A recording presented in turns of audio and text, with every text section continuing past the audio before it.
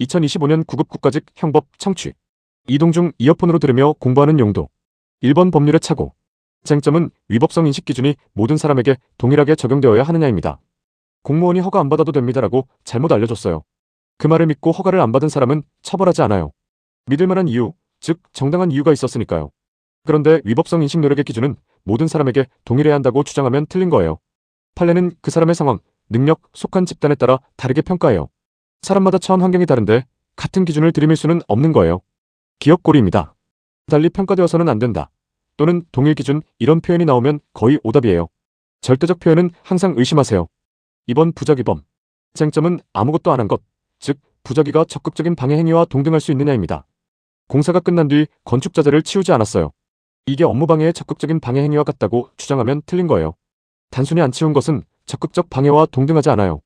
부작위가 자기와 동등하려면 훨씬 강한 조건이 충족되어야 해요. 경찰 이야기도 기억하세요. 경찰이 범인을 발견하고도 도망가게 도와줬다면 직무유기죄와 범인도피죄 둘 다가 아니라 범인도피죄만 성립해요. 도망가게 해준 행위 자체가 이미 자기이기 때문에 부작위인 직무유기는 그 안에 흡수돼요. 기억고리입니다. 부작위가 자기와 동등하다는 주장이 나오면 요건을 꼼꼼히 따져야 해요. 대부분 조건이 부족해서 틀린 지문이에요. 3번 공동정범. 쟁점은 공모에서 이탈하려면 어떤 조건이 필요한가, 그리고 용인만으로 공동정범이 되느냐입니다. 3명이 절도를 계획했어요. 이 중 1명이 주도적으로 계획을 짰어요. 나중에 나 빠질게라고 말만 해선 이탈이 인정되지 않아요. 주도적으로 참여한 만큼 자신이 미친 영향력을 적극적으로 제거해야 이탈이 인정돼요. 또 하나의 함정이 있어요. 타인의 범행을 알면서 그냥 용인만 해도 공동정범이 된다고 하면 틀린 거예요. 적극적인 가담 의사가 있어야 공동정범이에요. 그리고 현장에 없던 모의자는 합동범의 공동정범이 안 된다는 것도 틀렸어요. 현장에 없어도 합동범의 공동정범이 될 수 있어요. 기억고리입니다. 만으로도 인정된다? 이런 너무 쉬운 요건 제시는 함정 신호예요. 4번 인과관계. 쟁점은 예측하기 어려운 제3자의 행위가 개입했을 때 인과관계가 인정되느냐입니다. 좌회전 금지구역에서 좌회전을 하고 있었어요. 그런데 50m 뒤에서 오던 차가 갑자기 중앙선을 넘어 돌진해서 사고가 났어요. 이 경우 좌회전 행위와 사고 사이에 인과관계가 인정될까요? 인정되지 않아요. 뒷차의 역주행 돌진은 예측하기 어려운 독립적 원인이에요. 예측 불가능한 행위가 끼어들면 인과관계의 고리가 끊겨요.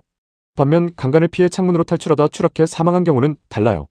강간미수 행위와 사망 사이에는 인과관계가 인정돼요. 범행을 피하려다 생긴 결과는 충분히 예측 가능하니까요. 기억고리입니다. 예측 불가능한 제3자의 독립행위가 개입하면 인과관계가 끊겨요. 5번 피해자의 승낙.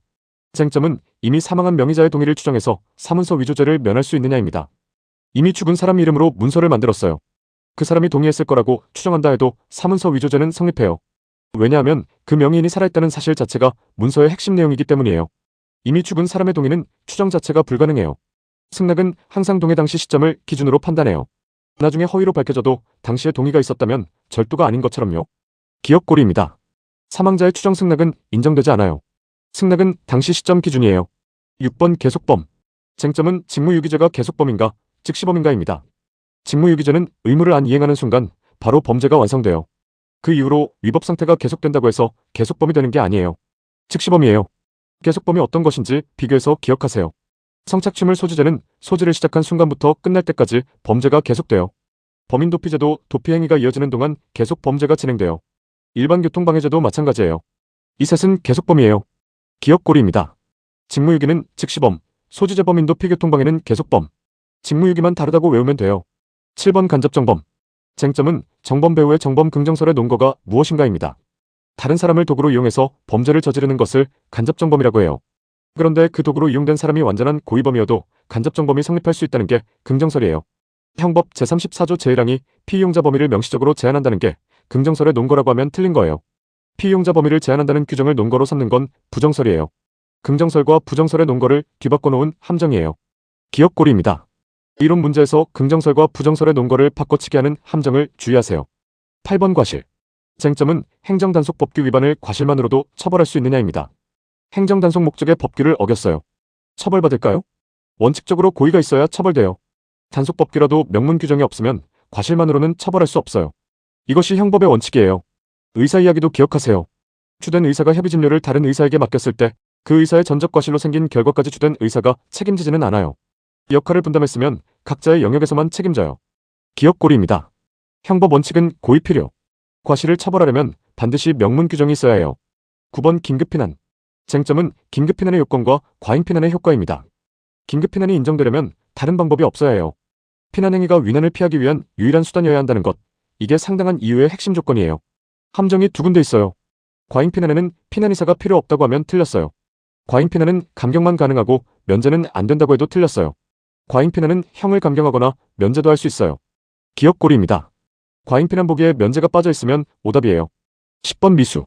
쟁점은 중지미수가 언제 성립하는가, 그리고 예비 단계에도 적용되느냐입니다. 중지미수는 반드시 실행에 착수한 후에 자의로 그만둔 경우예요.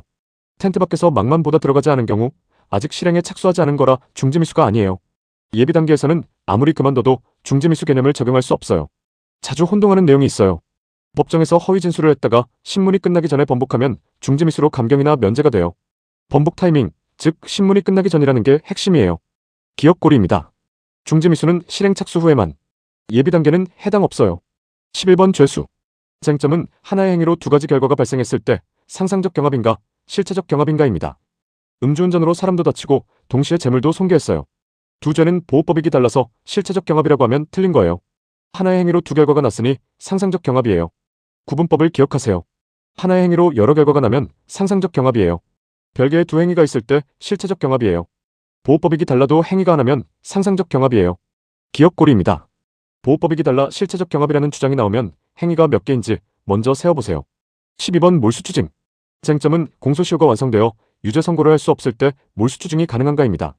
공소시효가 지나서 유죄 선고를 못하는 상황이에요. 이 경우에도 몰수나 추징을 할 수 있을까요? 없어요. 몰수와 추징은 유죄 판결에 붙는 부수 처분이에요. 유죄 판결이 없으면 몰수 추징도 따라올 수 없어요. 기억고리입니다. 몰수 추징은 유죄 판결의 그림자예요. 유죄 없으면 그림자도 없어요. 13번 기대 가능성. 쟁점은 자기 범행을 부인하는 증언을 했을 때 기대 가능성이 없다는 이유로 위증죄가 면제되느냐입니다. 자기 강도상의 범행을 줄곧 부인해 온 피고인이 공범의 재판에서 증언을 했어요. 기대 가능성이 없으니까 위증죄가 안 된다고 하면 틀린 거예요. 판례는 이 경우 위증죄가 성립한다고 봐요. 자기 이익을 위한 허위 증언도 처벌의 대상이에요. 반면 미리 유출된 시험 문제 답을 안 쓰길 기대하는 건 불가능해요. 이건 기대 가능성이 없어서 처벌하지 않아요. 이처럼 기대 가능성 없음은 매우 좁은 경우에만 인정돼요. 기억고리입니다. 자기 이익을 위한 허위 증언도 위증죄가 성립해요. 기대 가능성 없음은 매우 좁게 인정돼요. 14번 횡령 배임. 쟁점은 영업비밀을 경쟁사에 유출한 시점이 착수인가, 기수인가입니다.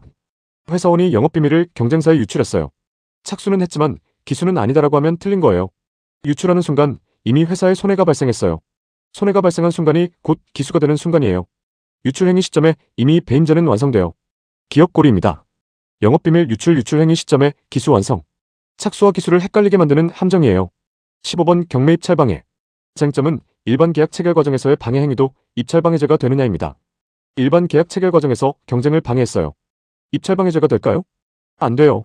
입찰 방해죄는 입찰이나 경매라는 특정 절차에서의 공정성만 보호해요. 일반 사적 계약 체결 과정은 이 죄의 보호 범위 밖이에요. 기억고리입니다. 입찰 방해죄 입찰 경매 절차에만 한정. 계약이라고 다 해당되는 게 아니에요. 16번 범인은닉 도피. 쟁점은 어떤 행위가 범인 도피죄에 해당하는가, 특히 자기 자신을 위한 경우와 타인을 위한 경우의 구별입니다. 범인이 스스로 경찰서에 가서 내가 범인이다라고 허위 자수를 했어요. 얼핏 자기 자신을 위한 행동처럼 보이지만 실제로는 진짜 범인의 체포를 방해한 거예요. 타인의 체포를 방해한 것이므로 범인 도피죄가 성립해요. 도주 중인 사람임을 알면서 다른 사람 이름으로 임대차 계약을 맺어준 경우도 마찬가지예요. 도피를 돕는 행위이므로 범인 도피죄가 성립해요. 반면 해외 도주자에게 단순히 송금해준 것은 직접적인 도피 행위로 보기 어려워요. 수사기관 착오를 이용해 증거를 조작했더라도 그 결과가 발생하지 않았다면 성립하지 않아요. 기억고리입니다.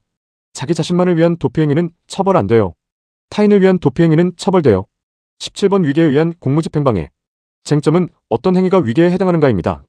위계란 상대방의 차거나 모르는 상태를 이용하는 속임수예요. 단순한 거짓말이나 소극적인 행위와는 달라요. 변호사가 접견을 핑계로 수용자를 위해 몰래 휴대전화와 단말기를 구치소에 들여왔어요. 교도관을 속여서 들어온 거예요. 이게 위계예요. 수사기관의 착오를 이용해 증거를 조작한 것도 위계예요. 반면 민사소송에서 피고 주소를 허위로 기재한 것 또는 논문 게재를 도운 것은 위계에 의한 공무집행방해로 보기 어려워요. 기억고리입니다. 위계 상대방의 착오나 부지를 이용한 속임수. 단순 거짓말, 소극적 행위와 구별하세요. 18번 각칙 종합. 쟁점은 공동소유물에 대해 권리행사방해죄가 성립하느냐입니다.